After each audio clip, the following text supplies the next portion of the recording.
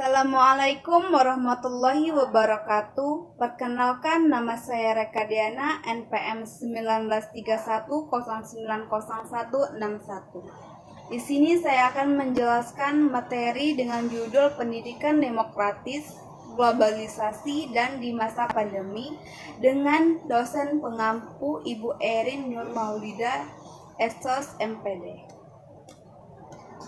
Materi yang pertama yaitu tentang model pendidikan demokratis. Pendidikan yang demokratis merupakan pendidikan yang menjadikan peserta didik sebagai individu yang unik, berbeda satu sama lain, dan memiliki potensi yang perlu diwujudkan dan dikembangkan semaksimal mungkin. Nah, untuk itu, pendidikan yang demokratis harus memberikan pelayanan yang berbeda kepada sasaran pendidik yang berbeda, yang sesuai dengan karakternya masing-masing. Termasuk di dalamnya pendidikan dan pembinaan bahasa Indonesia. Demokratis dalam lingkup pendidikan ialah pengakuan terhadap individu peserta didik yang sesuai dengan harkat dan martabat peserta didik itu sendiri. Nah, karena demokratis pada dasarnya bersifat alami dan manusiawi, yang berarti bahwa penelitian pihak-pihak yang terlibat dalam proses harus mengakui dan menghargai dari kemampuan dan dari karakteristik individu peserta didik itu. Nah, di dalam proses pendidikan ini juga, semua pihak yang terkait menyadari akan alam atau atmosfer yang saling menghargai, yaitu antara guru antara guru dengan siswa atau muridnya, dan antara guru dengan pihak-pihak anggota masyarakat yang lain.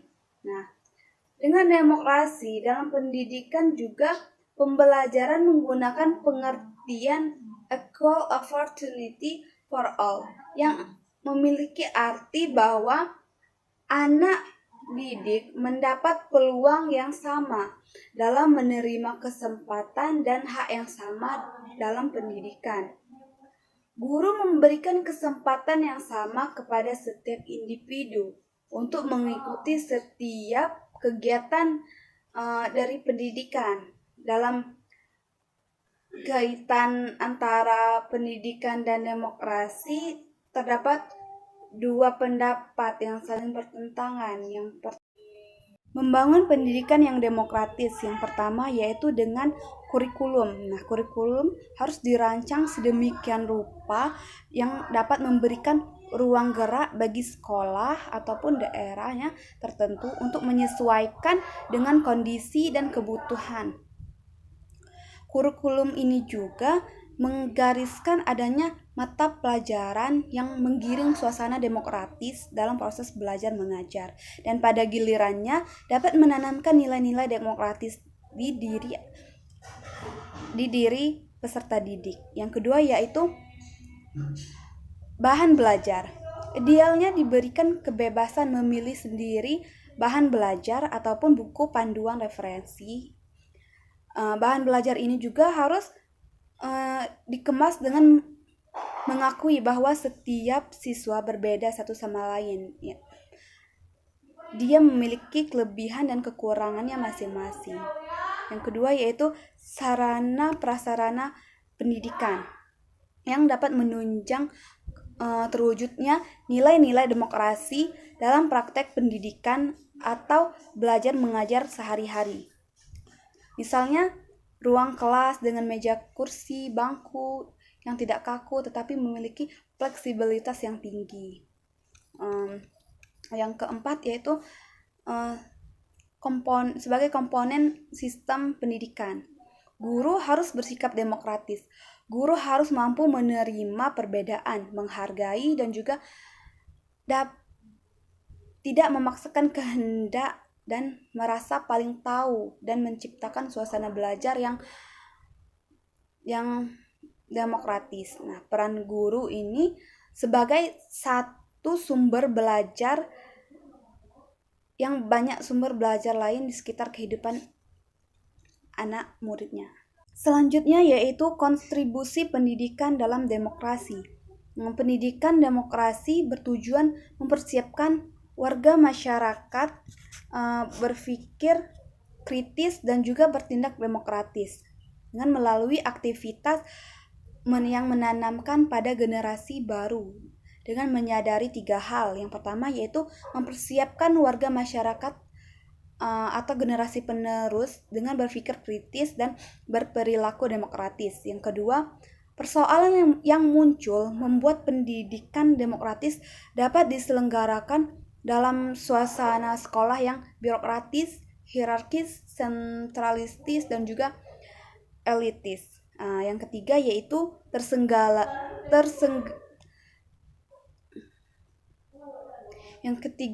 terselenggaranya dan keberhasilan pendidikan demokrasi memerlukan reformasi di bidang pendidikan yang berkaitan dengan kebebasan akademik, kebinekaan pendidikan, dan perombakan materi pendidikan. Selanjutnya yaitu globalisasi pendidikan. Globalisasi pendidikan berarti terintegrasinya pendidikan nasional ke dalam pendidikan dunia. Bila dipelajari lebih jauh, globalisasi membawa pengaruh terhadap negara-negara berkembang yang baru terlepas dari belenggu penjajahan baik positif maupun negatif. Pengaruh positif dari globalisasi ini yaitu dengan banyak membantu atau mendorong negara-negara baru yang baru berkembang untuk maju secara teknis serta menjadi lebih sejahtera secara material. Sedangkan pengaruh negatifnya adalah munculnya teknokrasi yang sangat berkuasa yang didukung oleh alat-alat teknik modern dan bersenjata yang lebih canggih. Nah, dari pendekatan sistem perlu dipergunakan dalam menjelaskan pendidikan. Karena pada era global sekarang, dunia pendidikan telah berkembang sedemikian rupa sehingga menjadi hal yang perlu diperhatikan. Nah, maka peserta didik harus dibekali informasi tentang latar belakang yang memberikan dampak pengganda pada pembelajarannya, sehingga dapat memberikan motivasi yang besar untuk membaca dan mempelajari informasi dari berbagai sumber. Nah, di sini guru sangat berperan penting. Nah, guru sebagai peneliti akan bisa meningkatkan kualitas pendidikan, khususnya pendidikan di Indonesia. Di tengah ketidakpastian zaman yang sekarang, hanya guru itulah yang mampu mengetahui secara langsung kehidupan peserta didiknya. Tentu saja akan lebih mudah mentransformasikan peserta didik sesuai keadaan. Hal ini tidak akan terwujud tanpa adanya peningkatan pendidikan guru atau fakultas pendidikan dan praktek. Semuanya memegang peran penting dalam program pendidikan guru ini. Nah, peran guru dalam menghadapi tantangan globalisasi pendidikan ialah dibentuk bukan hanya untuk memiliki seperangkat keterampilan teknis saja, tetapi juga memiliki kiat mendidik serta sikap yang profesional. Dengan demikian, praktek pengalaman calon guru harus lebih lama. Sekurang-kurangnya 1 tahun agar mereka memperoleh peningkatan dan kelengkapan profesional yang mantap sebelum terjun ke dalam dunia mengajar atau dunia kerja. Guru yang profesional di samping ahli dalam bidang mengajar dan mendidik, guru juga memiliki otonomi dan tanggung jawabnya. Dampak globalisasi juga dapat memotivasi belajar yang berawal dari adanya kecanggihan teknologi, sehingga menimbulkan siswa untuk mengikuti perkembangan zaman yang semakin modern. Nah, Yang terakhir yaitu C, pendidikan masa pandemi, masalah dan prospeknya.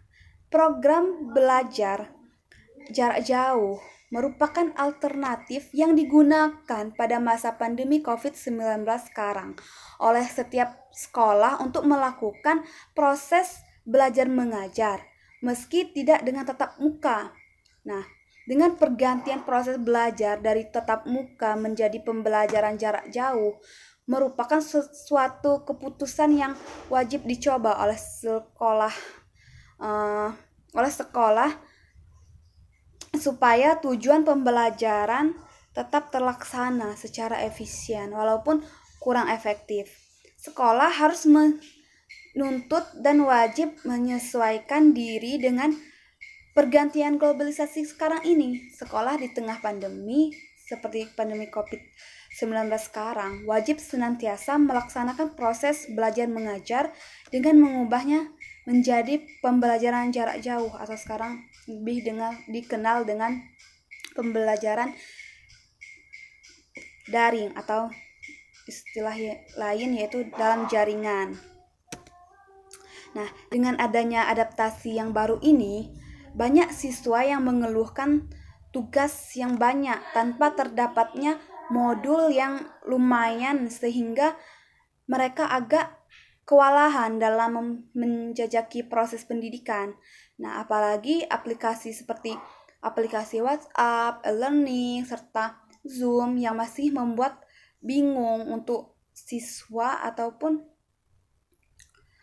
mahasiswa.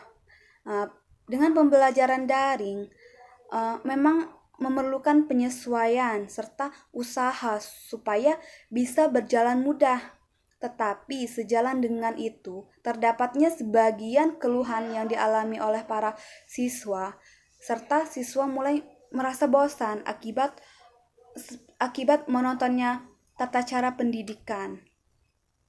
Nah, pelaksanaan pembelajaran daring terdampak negatif terhadap hasil belajar siswa. Sebagian siswa menyatakan bahwa selama pembelajaran daring dilaksanakan hasil belajar menurun.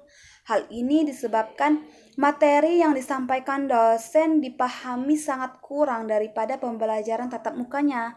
Nah, selain itu, minat belajar mahasiswa ataupun siswa menjadi berkurang karena berbagai kendala yang dihadapi seperti jaringan internet yang tidak stabil serta adanya gangguan-gangguan dari lingkungan yang sehingga mahasiswa ataupun siswa malas belajar karena merasa terganggu.